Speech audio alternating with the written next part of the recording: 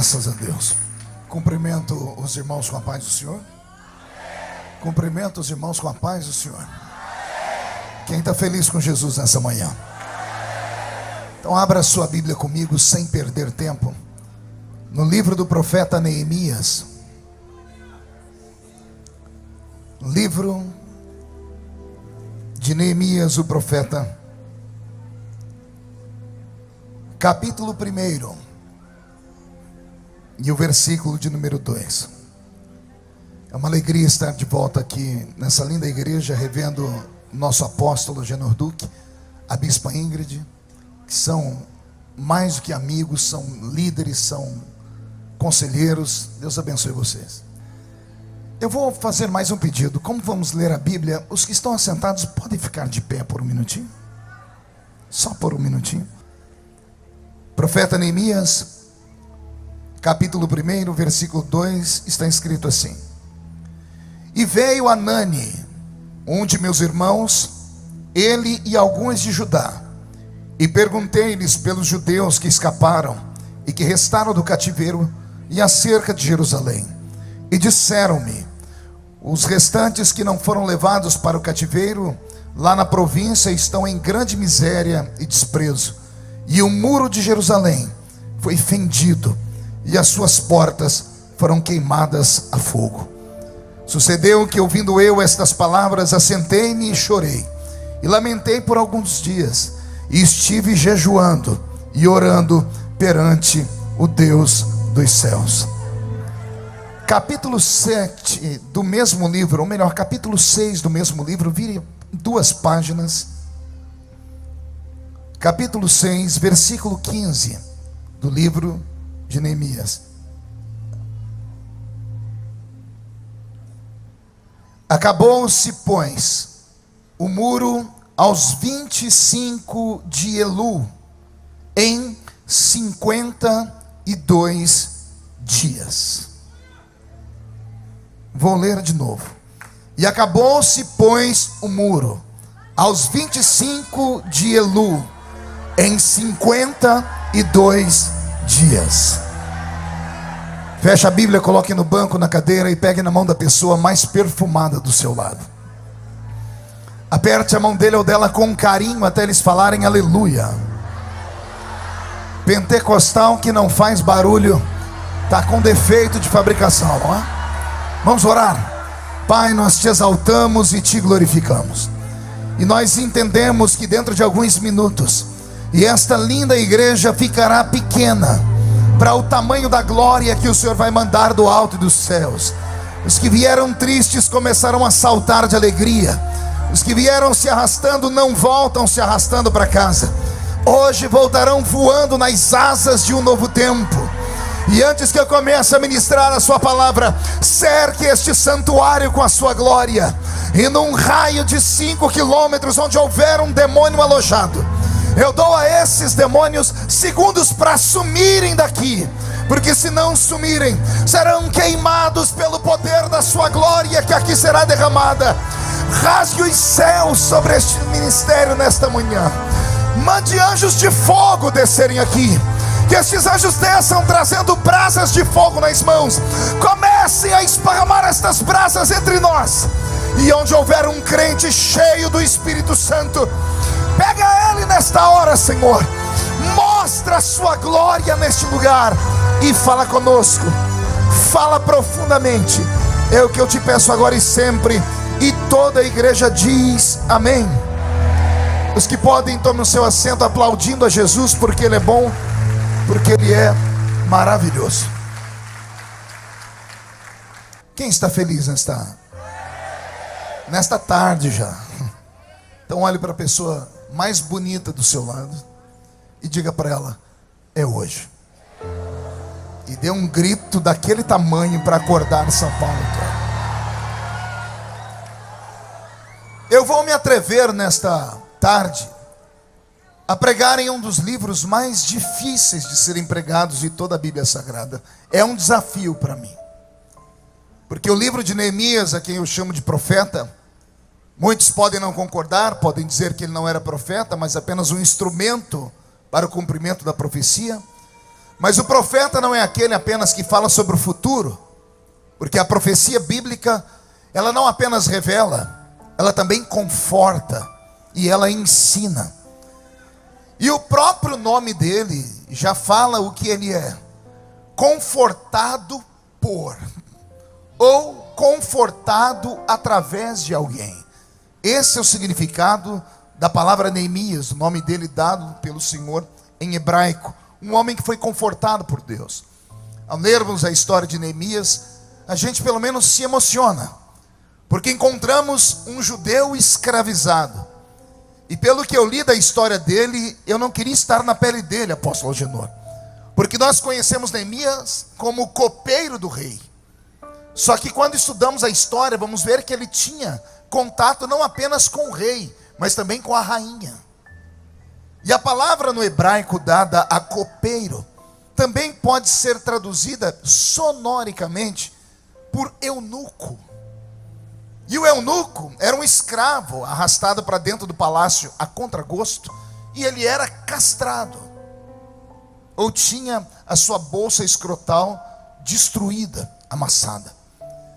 Por isso ficava perto do rei, por isso tinha intimidades com a rainha, intimidades assim, de poder entrar no quarto dela e servir a ela o café da manhã, para que não houvesse nenhum tipo de constrangimento. Esses homens eram castrados, e pelo que eu entendo de Neemias, ele era um desses homens. Então ele ocupava um cargo duplo. Não era apenas o copeiro do rei. O que era o copeiro? Era aquele que antes do rei tocar em bebida e comida, ele provava a comida, ele provava a bebida, porque os reis sofriam muita retaliação, e não era difícil encontrar traidores no meio do palácio que quisessem envenenar o rei, principalmente se fosse da família. E então o rei tinha um homem particular que caminhava com ele, trabalhava ao seu lado, como alguém que lhe era íntimo, e ele então provava a bebida e a comida do rei. O rei esperava um tempo para ver se o olho da pessoa ia virar, se ele ia ter algum tipo de reação no estômago, se ele ia vomitar, e depois então o rei tocava na comida e na bebida. Como eu disse a vocês, como ele também mantém contatos com a rainha, então ele, além de copeiro, era também um eunuco, então era um homem de extrema confiança do rei. Não era apenas um homem de extrema confiança por estar tão próximo e fazer parte como um escudo para que o rei não morresse. Como ele cuidava do maior bem que o rei tinha, que era o amor pela sua esposa, ele se torna alguém muito íntimo do ciclo real. E é por isso que no dia em que ele chega para servir o rei olha para ele e encontra sempre o Neemias sorrindo, alguém sempre que tem um conselho para dar, que tem uma história para contar. Neste dia em especial, Neemias entra na presença do rei e o seu semblante está fechado. Não há alegria, seu rosto está sisudo, seus olhos estão caídos, possivelmente marejando em lágrimas. O rei é tocado por aquilo. A rainha, que também estava por ali, deve ter tocado no marido e dito, porque mulher geralmente é mais sensível, deve ter vindo da rainha o conselho: meu rei, pergunte o que ele tem, porque ele está com o semblante tão caído. E então Neemias abriu o coração para o rei, dizendo: não tenho felicidade. Não tenho felicidade porque o maior bem que um homem pode ter é a sua família. O maior bem que um homem pode ter é a sua cidade, a sua casa, é aquilo que ele mais possui de honra, porque o lar para o homem é o seu reino. Você pode nem acreditar no que eu estou dizendo, mas lá na sua casa o senhor é rei e a senhora é rainha.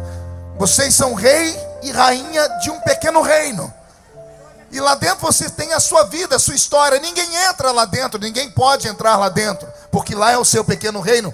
Você pode não ter tudo o que você quer, mas com certeza Deus tem provido para você tudo o que você precisa.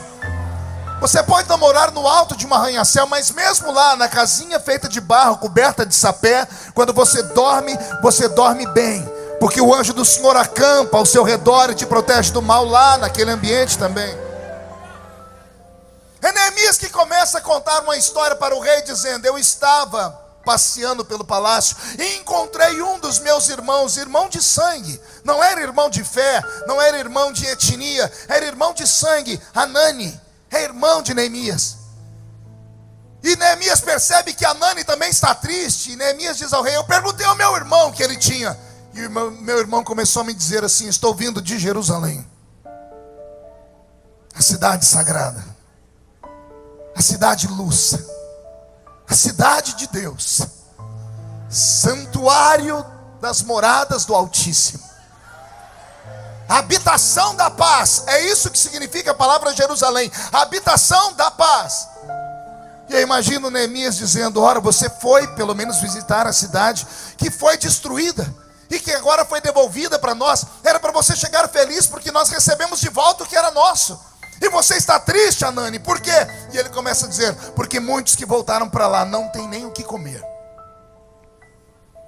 A terra foi devolvida, mas foi devolvida destruída. Não há alegria em Jerusalém, não há um cântico em Sião. O templo que está sendo reconstruído, não conte para ninguém, Neemias, não é mais o mesmo. Não tem mais a beleza do templo de Salomão. Não tem ouro, não tem prata, não tem pedras preciosas. Não foi ele betumado com ouro derretido. É uma casa muito simples. A muralha que cercava a cidade com as suas 12 portas proféticas já não existem mais. No ano 607 a.C., Babilônia entrou dentro de Jerusalém. E um dos reis que entrou ali dentro, como rei Jeoaquim, ateou fogo na cidade, queimou os portões sagrados. Não ficando feliz apenas em queimar os portões, ele fez com que homens com seus cavalos amarrassem cordas nas pedras do muro da cidade e derrubassem a muralha inteira da cidade. Não ficando feliz apenas em destruir o muro que cercava a cidade, ele foi na casa de Deus, roubou os utensílios sagrados, queimou o santuário.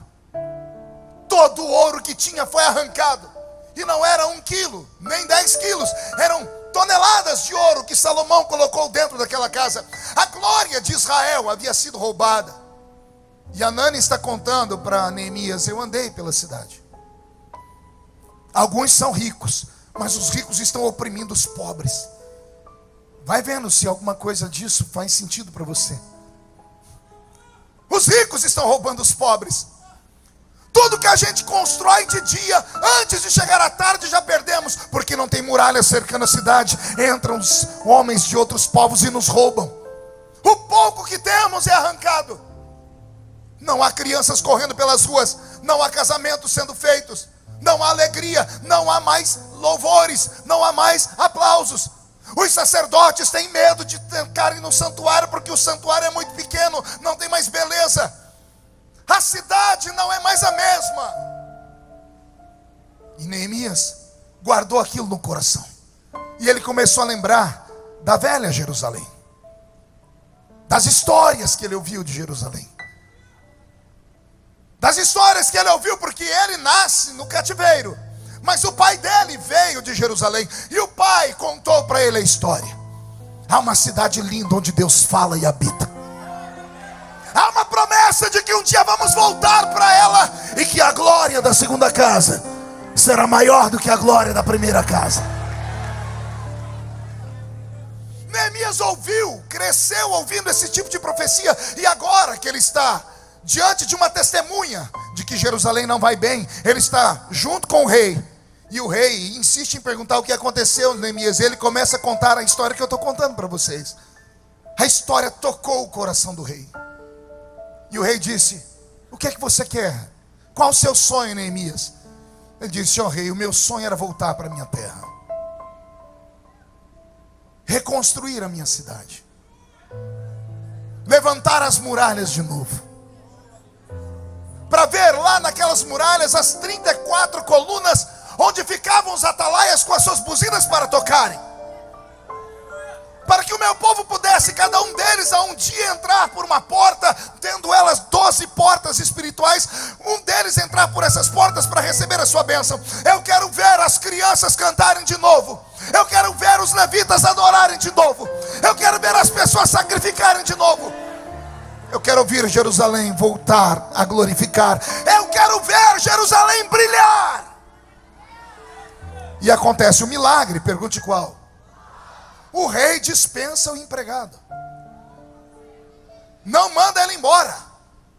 Ele diz: você vai deixar de ser meu copeiro, vai deixar de ser meu eunuco, Eu vou lhe dar condições no meio do caminho. Você vai passar pela minha floresta. Nessa floresta você vai levar o meu documento. O homem da floresta vai permitir que você pegue quanta madeira for preciso. E você vai ter empregados, e vai ter dinheiro, e você vai voltar para Jerusalém. Meu rei, mas não é um trabalho de um dia. Não interessa quantos dias. Você vai restaurar a sua casa. Alguém crê em profecia? Comece a receber. Não interessa quantos dias. Hoje, ao sair daqui, você vai restaurar a sua casa. Vai haver um reboliço lá na rua onde você mora. Vai haver um reboliço na sua igreja. Vai haver um reboliço no seu trabalho. De hoje até segunda-feira, a tampa da chaleira vai voar na sua casa. Eu estou com a minha barba arrepiada. Deus está falando conosco. E está falando com você em casa também.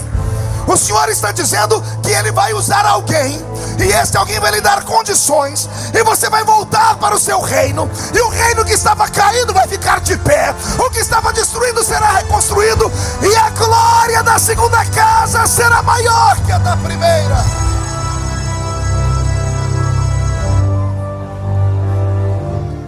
Ramassurekanda Ravacharamakanda. Neemias não conhecia Jerusalém. Só tinha ouvido falar. Porque o cativeiro babilônico durou 70 anos. E ele não tem tantos anos assim. Neemias, esse moço aqui, ele é contemporâneo de Mardoqueu e a rainha Esther. Ele conheceu a história deles. Porque o próximo rei que vem depois do rei Assuero, que é o rei que honra Mardoqueu e a rainha Esther, que você conhece, é o rei Artaxerxes, que é o rei que agora Neemias é o copeiro dele. Neemias ouviu as histórias de Jerusalém, mas não conhecia Jerusalém. Quando ele coloca os pés na cidade, a coisa piora. Pergunte por quê. Quando a gente fala, vamos levantar a muralha, a gente pensa logo no muro da nossa casa, né? Qual é o tamanho do muro da sua casa? 10, 12, 15 metros? 20? Se for muito rico, é uns 30, 40. A muralha de Jerusalém tinha mais de 4.000 metros. Era 1 quilômetro quadrado. No ano 1535, se não me falha a memória, na época do Império Otomano, quando os otomanos dominaram Jerusalém, eles levantaram a muralha ao redor da cidade. Ao levantar a muralha ao redor da cidade, eles mapearam, foi 4.018 metros para levantar. Uma muralha que não era um murinho fino como a sua não. Ela tinha, eu anotei aqui, 12 metros de altura. E 8,5 metros de largura. Dava para 2 carros andarem ao redor, em cima da muralha. O Império Otomano, eu estou falando de um reino inteiro, de gente rica, importante, de califas que tinham dinheiro, levaram 3 anos para construir o muro. Aí Deus põe um copeiro, que quando olha o tamanho da cidade, não fugiu. Quando viu que ia ser gasto, não amorteceu, não deu ousadia ao diabo. Não olhou o tamanho da obra, ele olhou a obra pronta, ele enxergou a obra plena. Aí juntou meia dúzia de gente maluca e disse, vamos reconstruir a muralha. Alguém olhou e disse, vai 10 anos, vai uma vida inteira. E não é que ele conseguiu levantar a muralha em 52 dias. 52 dias. O ano tem 52 semanas. Olha que interessante. O que seria para ser uma obra em um ano, e eu falei para vocês que os otomanos levaram 3 anos, ele fez em 52 dias. Só que não foi uma obra onde ele começa a levantar e não teve obstáculos nem problemas. Sempre aparece a desgraça de um Sambalate, de um Tobias, de um Gesem. Sempre aparece aqueles que têm a língua maior do que a gravata do seu pastor, para olhar e dizer assim: esquece, não vai dar conta, isso aí não vai ficar pronto nunca, nunca vai acontecer. E se você não parar de dar ouvido a derrotados, você vai ser derrotado com eles. Enquanto você ouvir essas pessoas que nada fazem pelo reino, e quando vem alguém fazer, se mete na história, você não pode ser contaminado por eles. Sambalate, Tobias, Gesem foram para cima desse moço chamado Neemias e ameaçaram, porque eles não eram de Israel, eram intrusos. Ao serem intrusos, ameaçaram dizendo: vamos matar os seus mestres de obras que estiver aí fazendo muro, porque matar um pedreiro é muito fácil. Matar um servente de pedreiro é mais fácil ainda. Só que aqueles homens não estavam fazendo uma construção normal. Eles estavam realizando um desejo divino, uma promessa divina. Estavam cumprindo uma profecia. E como estão a serviço do rei, olha o que o rei faz com eles. Neemias chama os pedreiros e diz assim: eu quero saber aqui quem tem habilidade com as mãos. Um diz: olha, eu sou pedreiro, eu uso a sua esquerda, eu uso a mão direita. E enquanto você está usando uma mão, o que você faz com a outra? Nada, é só para dar o equilíbrio. Eu pego a pá de pedreiro e estou aqui. Eu pego os meus equipamentos e estou chapiscando o muro, eu estou colocando aqui. A outra mão, Neemias, fica sem muito sentido. Pois então você vai aprender a usar essa mão. Para quê? Eu vou colocar uma arma na sua mão. Porque eu não quero só pedreiros, eu quero pedreiros e obreiros. Pegou aí? Pedreiros e obreiros. Tem muita igreja que acha que o obreiro é só pedreiro. Eu venho da Assembleia de Deus, e a Assembleia de Deus tem muito disso. Inclusive, quando fazia as reuniões de obreiros, o melhor obreiro aplaudido era aquele que mais construía templos. Aí a gente até brincava: aquele ali foi consagrado a pedreiro, não é obreiro. Mas Neemias não, ele pegou pedreiro e transformou em obreiro. Botou uma espada na mão deles. Aí Sambalate, Tobias e os Manés, quando vieram de longe para pegar os pedreiros, de longe enxergaram um com a mão aqui passando aquele negócio, chapiscando o muro, a pá, rebocando o muro, e na outra mão uma espada que brilhava. Os homens começaram a dizer: calma aí, ali já não é mais obreiro, tem pedreiro ali também, tem pedreiro e obreiro, virou uma coisa só, não são homens normais. O que é que eu estou dizendo com esta palavra? A reconstrução da sua vida, a reconstrução do seu casamento, a reconstrução do seu ministério, a reconstrução da sua empresa, a reconstrução do seu sonho, não será por vias normais, não será por vias naturais. Deus vai te levantar com uma unção dobrada. Deus vai te dar uma unção dobrada.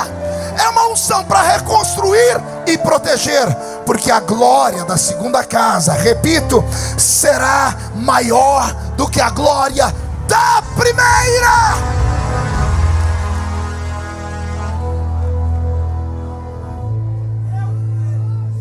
O milagre aconteceu.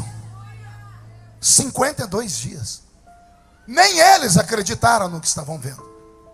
Os inimigos ficaram perplexos, porque ameaçaram, chantagearam e não virou nada. Aqueles homens estavam empenhados em trazer de volta a proteção sobre as suas famílias. Não pararam para ouvir derrotados, não pararam para ouvir ameaças, não pararam para ouvir pessoas que só sabem viver de expressar tristeza nos outros. Eu tenho certeza que eles não tinham tempo na hora do almoço para sentar perto de pessoas que usam o seu tempo para destruir o outro. Não tem nada pior do que você chegar no culto e sentar do lado de uma pessoa que está derrotada por natureza. Eu costumo dizer: eu sou pentecostal até o tutano dos ossos. A minha maior angústia era quando eu chegava em alguma igreja, em algum culto, empolgado. Sentava, porque eu sabia que a minha vitória ia chegar. Sentava do lado de um crente e eu me abria e dizia assim: a paz do Senhor. E a criatura respondia assim: Inhô. Que desgraça. Você pergunta a pessoa: sua mãe está bem? A pessoa diz: nem meu pai. Eu fico imaginando o que essa criatura tem. Ah, pastor, o senhor não sabe dos problemas que eu tenho. A minha cidade está destruída, eu não tenho muros. Ei, e ficar desse jeito ajuda? Alimentar demônios ajuda? Não, nunca ouviu isso? Então aprenda. Cara feia alimenta demônios. Assim como palavras depressivas alimentam demônios. E se não alimentam demônios, pelo menos joga você para baixo. É só você olhar do seu lado agora. Olha a cara da criatura que está do seu lado. Parece que foi batizada num pote de vinagre.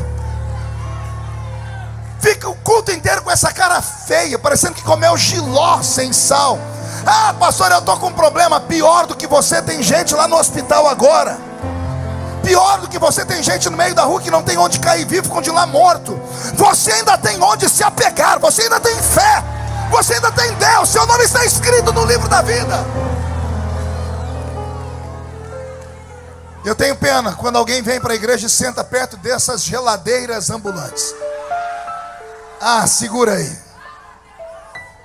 Se você fica mais 5 minutos perto dessa criatura, é perigoso você pegar um resfriado, de tão gelada que ela é. Em contrapartida, se você sentou perto de um Neemias. Se você sentou perto de um canela de fogo. E não conta para ninguém. Característica dos canelas de fogo: geralmente só tem 2 dentes na boca. É o zagueiro e o atacante. A maioria é analfa de pai e beta de mãe. Mas quando entra no mistério, bate o pé no chão, sai da frente, Satanás. Eu quero saber quem quer vitória nesta tarde aqui. Então levante a mão direita para cima. Diga para o seu irmão: essa aqui é a mão do pedreiro. Agarre o ombro do outro que está do seu lado, por gentileza. Agarrou? Pegue a outra mão e põe no peito da pessoa. Diga: essa aqui é a mão do obreiro. Chacoalhe a pessoa até ela ficar irritada. Tira ela do lugar e diga: Deus te trouxe aqui para isso. Sacode a pessoa, sacode. Diga: foi para isso que Deus te trouxe. Para sacudir a sua história, para sacudir o seu casamento, para sacudir o seu ministério, para sacudir a sua vida, para sacudir a sua crença. Se você tem uma vocação, tire o pé do chão para adorar.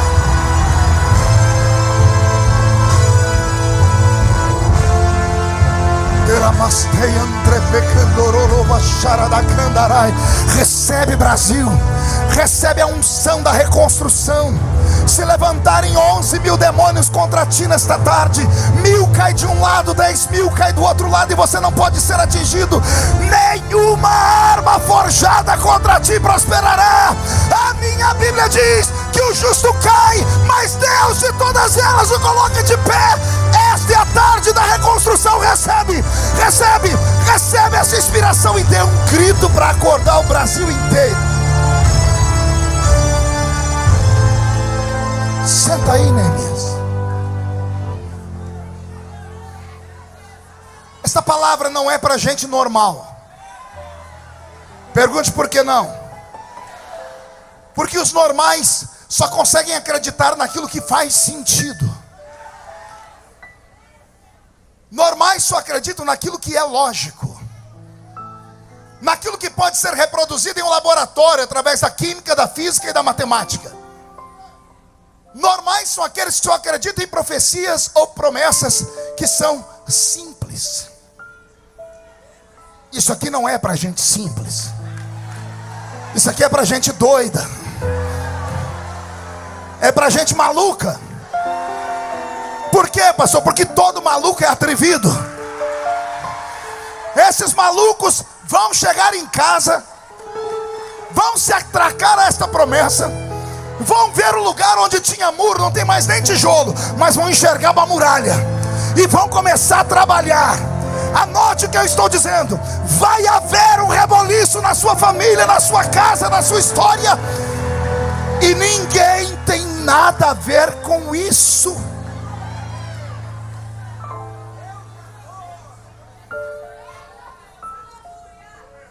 A reconstrução é um presente de Deus.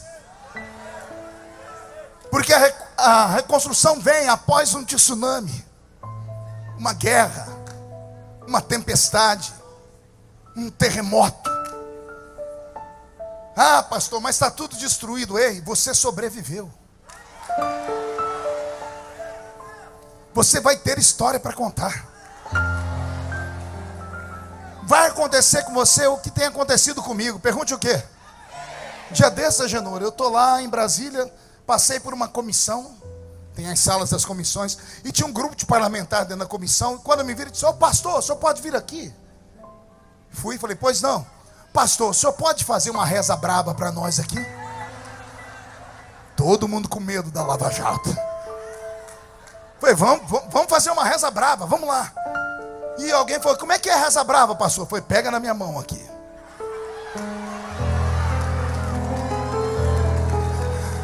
E eu entrei naquele lugar que você conhece. Passei pelo átrio, lugar santo. Quando eu cheguei no Santo dos Santos, bati o pé no chão e dei um grito. Quando terminei, eu olhei, tinha uns assim. E tinha outros assim.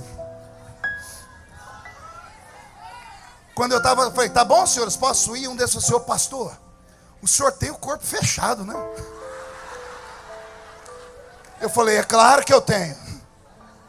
Ô pastor, ensina nós a ter o corpo fechado. Eu falei: ensino. Como é que a gente faz? Encontra uma igreja. Ah, pastor, mas eu já vou numa. Eu falei: não, eu estou falando igreja de verdade. Naquelas que ninguém entra por causa do barulho.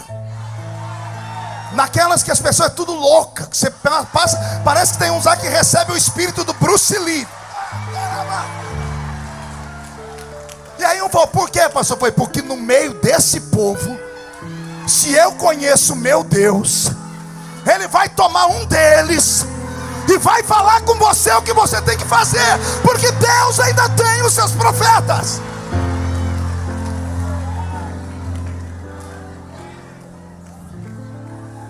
Quando eu falei: posso ir, senhores? Ele disse: senhor pastor, o senhor pode só dar mais um conselho para nós? Eu falei: qual? Como é que faz para a gente ter o corpo fechado assim, igual o senhor tem, igualzinho?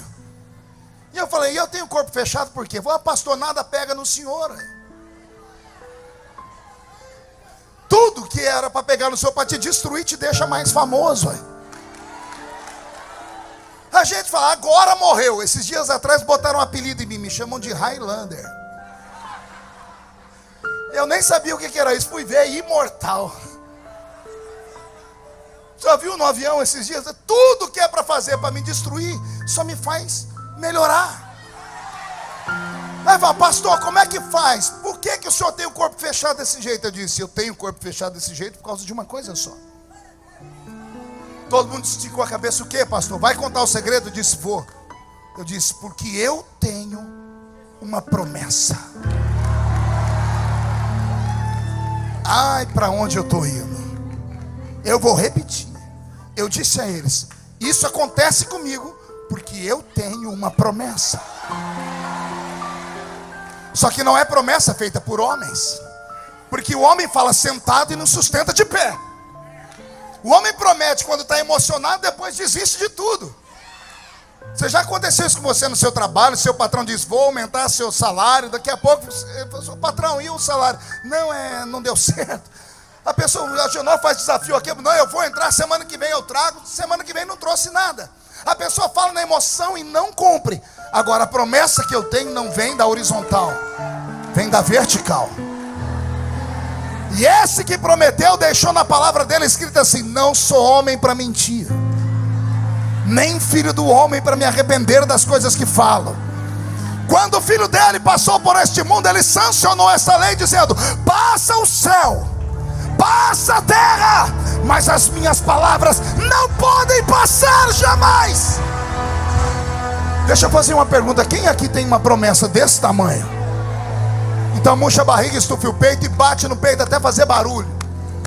Levanta esse queixo, bate no peito e diga para a pessoa do seu lado: a minha muralha vai ser reconstruída.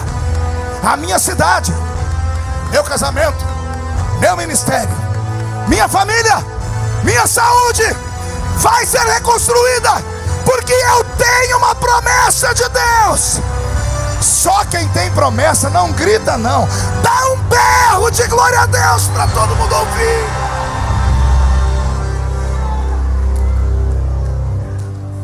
Você está debaixo de uma promessa. Deus fez uma promessa: Israel, eu te levo cativo, mas não te abandono, eu te trago de volta. O cativeiro pode ser destruição para qualquer um, menos para quem serve a Deus. Até quando você vai deixar de entender Deus? Você acha mesmo que o diabo, esse infeliz, pode tocar na sua vida a qualquer hora, a qualquer momento? Tudo que acontece na vida do crente, eu disse tudo, não é um pedaço, tudo que acontece na vida do crente, quer seja coisas boas ou ruins, ou Deus mandou, ou Deus permitiu.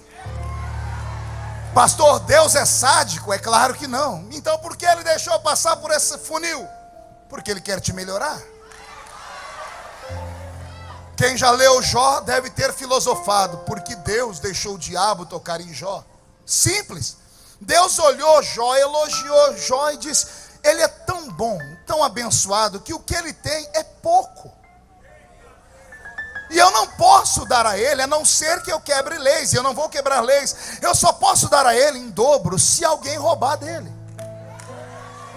Então eu deixo o diabo roubar, e depois faço o próprio diabo vir para devolver em dobro. Você não entendeu? Eu vou falar de novo. Esse que agora te atormenta, que pensa que é seu inimigo, ele é seu amigo. Só que ele não sabe disso ainda. Não entendeu? Vou falar de novo. O seu inimigo, ele é seu amigo. Só que ele não sabe disso. Diga assim para mim: prova, pastor. Meu Deus, já preguei nesse púlpito aqui. Eu acho que eu sou o único pregador que defendo Penina. Alguém lembra de Penina na Bíblia? A opositora de Ana? Todo mundo espanca Penina. Eu sou o único que defendi Penina até hoje. Pergunte por quê? Se Penina não atormenta Ana, Ana não chora. Se Ana não chora, Ana não geme. Se Ana não geme, o sacerdote gordo e cego, lá da Bíblia, o povo é triste, o povo é maldoso aqui, Genô. O sacerdote ali não vai lá com a coxa de frango, com a barba cheia de gordura, ver Ana chorar no altar. E ele vai dizer assim para ela: ô, isso é hora de estar bêbada, é? Ana podia ter corrido, falou: não volto mais nessa igreja nunca mais. Dei meu dízimo à toa, porque ela tinha acabado de dizimar. Mas ela olha para o sacerdote e diz o que para ele? A tua serva não está bêbada, está chorando. Eli ficou com tanta vergonha que ele abriu os olhos e disse: está chorando por quê? Porque eu não tenho filhos. Ele limpa a boca, tira a gordura e diz: assim diz o Senhor, dentro de um tempo você vai entrar por esta porta trazendo o seu filho. Aí nasceu Samuel. Aí nasceu quem? Então a matemática é essa: sem Penina não tem choro de Ana. Sem choro de Ana não tem gemido. Sem gemido não tem problema provocado pelo sacerdote. Se o sacerdote não comete pecado, ele não se arrepende. Se ele não se arrepende, ele não profetiza. Se ele não profetiza, Samuel não nasce. Eu passei a vida inteira vendo todo mundo gritando: maldito Golias, desgraçado, infeliz. Ai, Jesus, quando você chegar no céu, pergunta para Davi: Davi, o que você achava de Golias? Para todo mundo ele vai dizer assim: era um miserável. Mas num cantinho ele vai dizer assim: ai, se não fosse Golias. Não entendeu? Sem Golias, Davi não aparece como um gigante de Deus na terra. Você está entendendo onde eu quero chegar? Sambalate, Tobias, Gesem, sua sogra, sua cunhada, seu vizinho, seu patrão, seu amigo, com todo respeito, seu pastor, são meros instrumentos para te provocar. Vou falar de novo. Deus está te provocando. Vou falar de novo. Deus está te provocando para ver até onde você vai, Deus não quer ver você sentado, de braço cruzado, com esse peitinho murcho, parecendo que tomou uma pedrada, olhando, passando o culto inteiro filosofando em lágrimas, dizendo to be or not to be, that's the question. Não! Deus quer te ver revoltado. Deus quer te ver segurar essa cadeira por baixo. É hoje que eu saio daqui e agarro o diabo pelo chifre, e esfrego o focinho dele no chão, e mostro para ele que eu não nasci para ser humilhado, eu nasci para ser exaltado e abençoado. Jerusalém será reconstruída 52 dias. Ai meu Deus, falei, me arrepiou tudo. Repito, 52 dias. Se alguém crê em profecia, anote aí: 52 dias e os seus inimigos vão se curvar. 52 dias e a sua família vai ficar de boca aberta. 52 dias e a promessa vai se cumprir. Quem crê nisso reage, reage, reage, reage.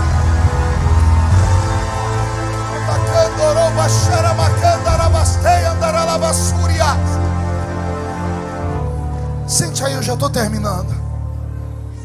O que me deixa extremamente feliz nesse texto é que foi um avivamento provocado pela família.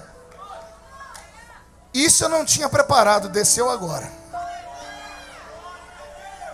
Esse avivamento é provocado pela família. Pergunte por quê? Neemias no palácio encontra o irmão dele. Família. Deixa eu te dar uma palavra. Lute pela sua família. Defenda a sua família. Família é o único órgão ou organismo que aguenta ir com você onde ninguém vai. Jesus está pendurado na cruz. Ele olha para o céu. Deus fechou a janela. Tem dias que até o céu fecha a janela para nós. Ele olhou para frente, o povo que ele multiplicou os pães, curou, estava todo mundo ali, não teve um para gritar: tira ele da cruz.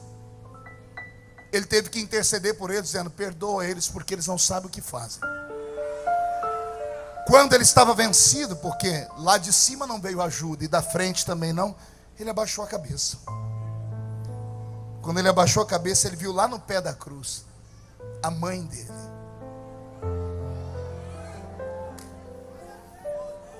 Aleluia. A mãe agarrou o pé da cruz, o sangue está caindo sobre ela, e ela está dizendo: você não está sozinho, filho, eu estou aqui. Eu estou aqui do seu lado, fico com você até o último minuto. Valorize a sua família. Que Deus nesta tarde levante uma muralha de fogo ao redor da sua casa. Que o Senhor levante uma muralha de fogo e restaure os elos que estão separados. Família não é perfeita, mas é sua família. Ore pelos seus amigos, mas ore pela sua família. Ame os seus amigos, mas ame a sua família. A muralha foi restaurada. Estamos dentro de Jerusalém. Está tudo belo, sim ou não? O trabalho de Neemias é como se acabasse por aqui. Ele é elevado à estatura de governador e ele volta para a Pérsia. E depois ele recebe uma outra visita. 12 ou 13 anos depois, alguém diz para ele: Jerusalém está precisando de outro renovo. E ele pergunta: o que foi? Destruir a muralha de novo? E alguém disse: sim, mas não é aquela de pedra. A muralha da fé.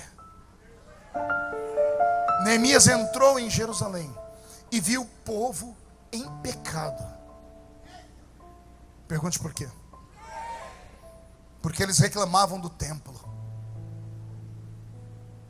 O templo construído não era o que eles queriam. Eles queriam um templo como o de Salomão. E o templo que tem agora é muito pequeno. Não tem beleza, não tem ouro.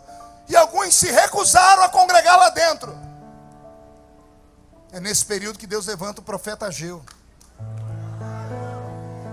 E ele vai dar um grito no ouvido de Israel: a glória da segunda casa será maior do que a glória da primeira. Você pergunta isso para os judeus, eles não entendem. Pergunte por quê. Nunca mais aquele templo teve ouro e prata daquele jeito, do templo de Salomão. Humanamente falando, isso foi uma mentira. Mas o profeta não fala pela terra, ele fala pelo céu. O templo de Salomão não teve a metade da glória que teve o templo de Zorobabel. E Zorobabel é um dos apelidos de Neemias, por isso é chamado templo de Zorobabel, porque Neemias auxiliou também na reconstrução de tudo isso. Pastor, então, por que a glória desse templo foi maior do que a glória do primeiro? Porque esse segundo templo recebeu Jesus. Quando Jesus passou pela terra, era lá nesse templo que ele pregava. Um dia ele pregou tanto e as pessoas ficaram tão felizes que ele olhou para cima e disse: destrua esse templo, e em 3 dias eu reconstruo ele. Tentaram matar ele por causa disso, mas ele não estava falando daquele templo, ele estava falando: tem um templo maior do que esse. Eu sou esse templo.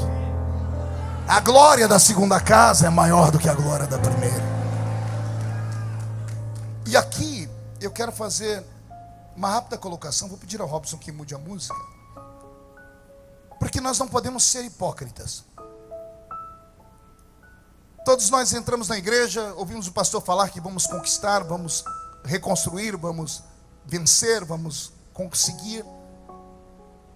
Alguns até conseguem, mas nem todos. Eu queria que você perguntasse para alguém que teve o casamento dissolvido uma vez, por causa de uma traição, e que reconstruiu o casamento. Queria que você perguntasse para ele se a glória da segunda casa é maior que a da primeira. A igreja fica feliz: ó, fulano de tal reatou o casamento, que coisa bela. Na frente da igreja é muito lindo. Agora o problema é quando eles entram dentro de casa. O problema é quando entram dentro do quarto. Quando os filhos não estão vendo, quando os amigos não estão vendo, o pastor não está vendo, e quando os dois têm que dividir a mesma cama. Aí o marido olha para a mulher e lembra que outro homem tocou nela. E a mulher olha para o marido e lembra que uma outra mulher tocou nele. E só Deus sabe a dificuldade que é. Leva-se tempo para reconstruir. Ah, pastor, mas e o perdão? Bela pergunta. Faço até uma pergunta filosófica para a igreja: homem perdoa?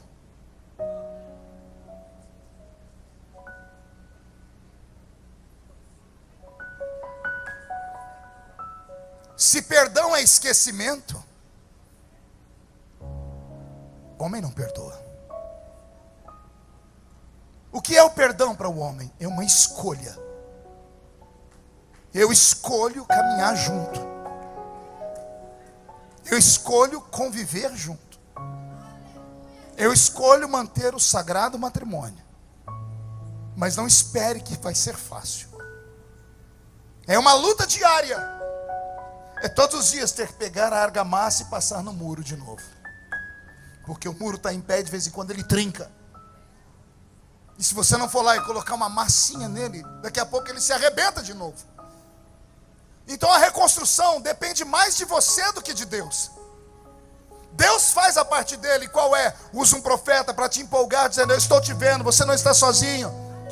Só que quando você entra dentro da sua Jerusalém, é você quem tem que fazer o templo ser glorioso. O Senhor te trouxe hoje aqui para te dizer: vai em frente, vai dar certo. O vaso só pode ser quebrado na mão do oleiro. Quantas vezes na igreja eu estou lá no culto e a gente começa: desemboca o vaso, Jesus, enche de azeite, enche de azeite. Aí tem uma hora que a gente grita: quebra o vaso, Jesus. Segura aí. Eu quero ser, Senhor amado, como um vaso nas mãos. E agora? Segura, segura, segura. Quebra a minha vida,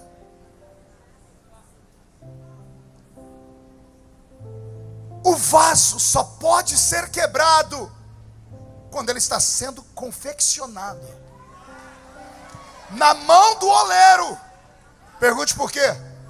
Se quebrar, o oleiro pega a água, amassa, tritura, faz pó e refaz o vaso. Aí o oleiro constrói o vaso de novo.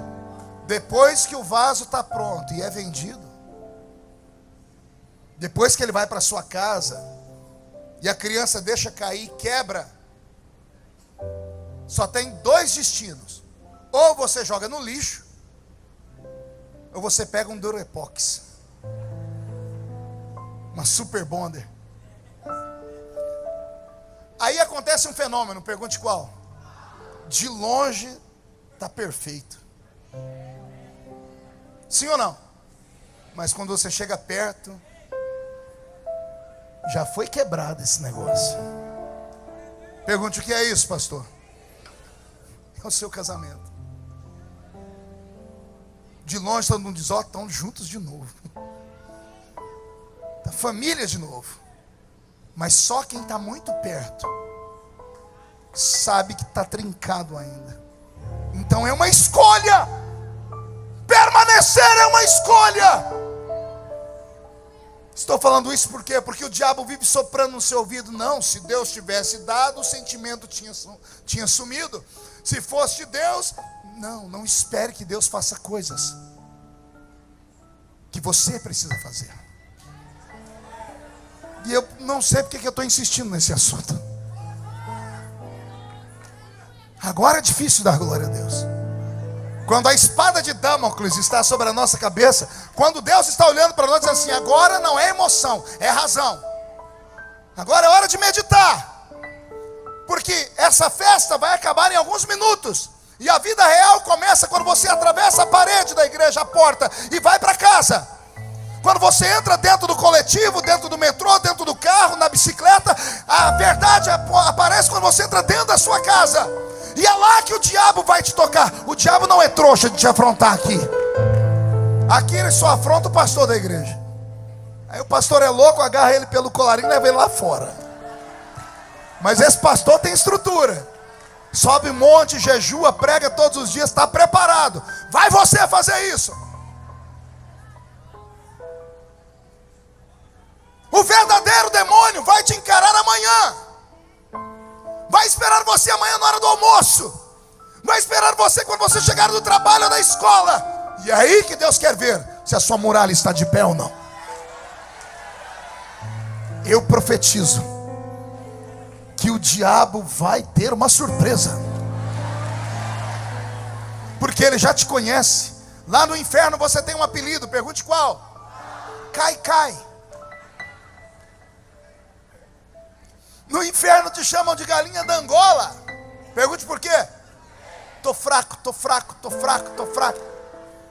O diabo te deixa entrar até ali. Por que você acha que quando eu prego eu peço para Jesus dar um círculo de 5 quilômetros? O diabo não é trouxa de se manifestar enquanto eu estou pregando. E quando algum deles se manifesta, eu dou risada. Pergunte por quê? Demônio kamikaze.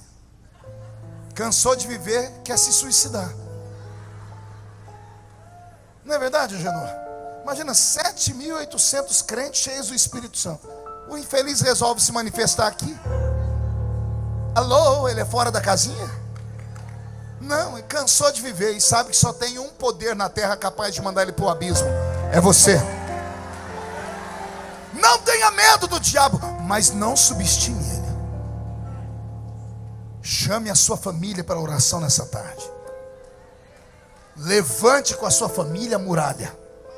Mas não levante só o muro. Levante o altar. Levante o altar. E quando você levantar o altar, ouça o que Deus vai falar na boca de outro contemporâneo de Neemias e Ageu. Não é por força, nem por violência, mas é pelo meu espírito, diz o Senhor. Zacarias e Neemias profetizam 2 meses de diferença. Os dois preparam o caminho para Malaquias chegar. E todos esses são contemporâneos de Neemias, que se levantou para restaurar. Ou seja, não é uma construção de um homem só.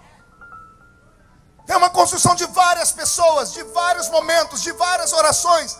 Se o seu milagre não chegou agora, por gentileza, não saia por aquela porta murmurando, gritando, xingando. Não. O milagre pode acontecer no meio do caminho. Pode acontecer esta noite, amanhã. De uma coisa eu sei, vai acontecer.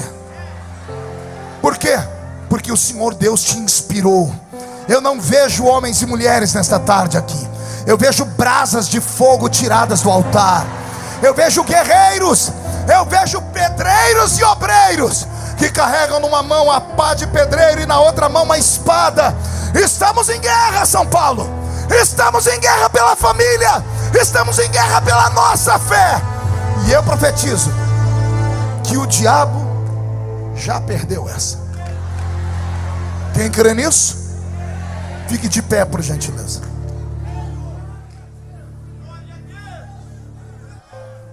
Pegue na mão de quem está do seu lado.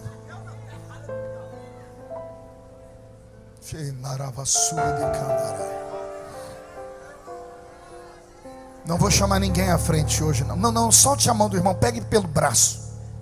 Diga, somos um exército aqui. Um exército de um homem só. O seu músico já saiu, Agenor? Aquele moço. Jô, ele está sentado aqui. Era o meu sonho ver ele tocar comigo. Vem, Jô. Vem, Jô. Ei, não é para você segurar o braço da pessoa assim, não. Pastor, desculpe incomodar o senhor. Sim. Eu estava chorando ali porque o senhor falou uma coisa muito forte. Por maior que seja a destruição, a gente sobreviveu. Nós sobrevivemos. Você já é um campeão. Ontem à noite no Rio de Janeiro, eu falava sobre nascimento. Porque tem pessoas que desistem de viver, desistem dos sonhos, Bispa Ingrid. Elas não se aceitam, tem crises existenciais. O ser humano tem crises exatamente porque é imagem e semelhança de Deus. Animal não tem crise, anjo não tem crise, só o ser humano tem crise.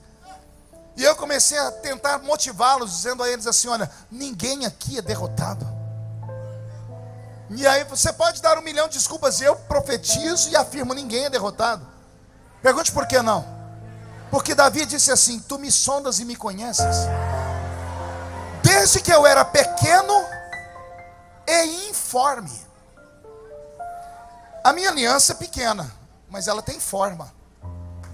O brinco que está na orelha da irmã aí, um pontinho, uma gotinha de água, ela é pequena, mas tem forma. Um grão de mostarda é pequeno, mas tem forma. Davi está dizendo assim: o Senhor me conhece quando eu era pequeno e sem forma. Pergunte para mim, o que é que ele está falando, pastor? Davi está dizendo assim: o Senhor é terrível. O Senhor assistiu aquele dia em que o meu pai amou a minha mãe, ou violentou a minha mãe, ou abusou da minha mãe, ou estuprou a minha mãe, não me interessa. O Senhor estava vendo. Quando meu pai plantou no corpo da minha mãe a semente de vida. E quando meu pai plantou a semente, não era só eu lá dentro nadando, não. Era eu e milhões. Milhões! Você assistiu aqui as Olimpíadas do Rio de Janeiro? Lembra aí daquela cena das pessoas nadando? 10 nadadores, os melhores do mundo. Dá um tiro, eles pulam na água e atravessam 100 metros, 200 metros, vão e voltam. Ganha quem chega primeiro, sim ou não? Imagine que logo no primeiro dia da sua existência, você foi colocado numa raia e você olhou para a esquerda, tinha milhões de nadadores. Aí você olhou para a direita, tinha mais milhões. Aí você olhou para frente, não era 100 nem 200 metros. Pela ciência, quando o homem planta no corpo da mulher a semente da vida, o canal pelo qual corre, Agenor, da entrada do corpo da mulher até o óvulo, é como se você saísse nadando da Praia de Santos e fosse até o Canal da Mancha, lá na Europa. É a distância que você teve que nadar. Então imagine, você está aqui, milhões, alguém vai dar um tiro e você tem que pular e nadar. E detalhe, só um vai atravessar a faixa. Raramente dois acontecem de acontecer os gêmeos que não são siameses, né? Quando é siamês, o óvulo quebra em dois, mas quando é macho e fêmea que nascem do mesmo óvulo, é porque dois conseguiram fecundar, é raríssimo. O normal é um só atravessar. Quando, ó Davi dizendo, o Senhor é terrível. Quando deu o tiro, o Senhor viu eu nadando do lado de um monte de gente. Ei, não conta pra ninguém, podia ter nascido alguém melhor que você, mais bonito que você, mais inteligente. Podia ter nascido alguém que descobrisse a cura do câncer. Podia ter nascido um novo Albert Einstein. Deus olhou para todo mundo nadando lá dentro. Ele olhou para todo mundo e ele foi com a sua cara. Ele olhou, ele te viu ser chato, ranzinza, cri-cri, temperamental, com suas fraquezas, seus defeitos. Ele podia ter dado, falando, não, vai você do outro lado, é você que eu vou ajudar. Não, vai você, esse aqui eu não quero. Não, ele olhou para você e disse, é você que vai nascer. É você que vai nascer. Agora vem a pergunta e eu termino aqui. É a pergunta que não quer calar, pergunte qual? O que Deus viu em você? O que Deus viu no Agenor? O que Deus viu em mim? O que Deus viu na gente? O que foi que Deus viu na gente? Ninguém sabe, não tem resposta. Porque a gente tem dia que não se aceita. Tem dia que eu não olho no espelho só para não ver crente na minha frente. Sou ser humano, sou um ser humano. Tem dia que eu me escondo, me tranco no quarto, não dou bom dia para ninguém. Tem dia que eu não me aceito. Aí ele, dono de tudo, olhou e disse, vai nascer, eu vou te usar, eu vou fazer você passar pela moenda, pelo vale da sombra e da morte. Quando estiver morrendo, eu te ressuscito das cinzas. Quando a muralha cair e quebrar, eu reconstruo, porque você é um sobrevivente.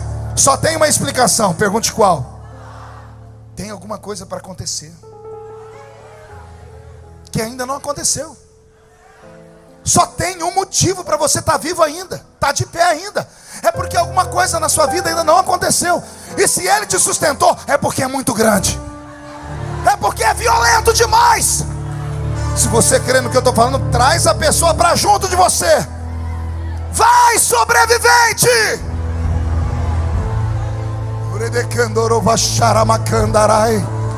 Eu vou fazer uma oração e o meu irmão vai cantar. Deixa a sua inspiração, Deus te deu um hino. Pai, eu oro nesta tarde. Eu oro pelos meus irmãos. Eu oro pelos meus irmãos que passearam por Jerusalém e viram os muros destruídos, os portões queimados no fogo. Eu oro por aqueles que são pobres e estão sendo oprimidos pelos ricos. Eu oro por aqueles que perderam a fé no meio do caminho. Eu oro pelos casamentos que estão por um fio. Eu oro pelos filhos que estão nas drogas. Eu oro pelas empresas que aqui estão representadas, que sofreram traição dos sócios. Eu oro por ministérios que tombaram e caíram, e que com toda a fraqueza conseguiram vir aqui neste dia. Eu oro porque nesta hora o Senhor está ungindo a mão deles. Está colocando em uma mão uma pá de pedreiro, e na outra uma espada de obreiro. E dentro de 52 dias,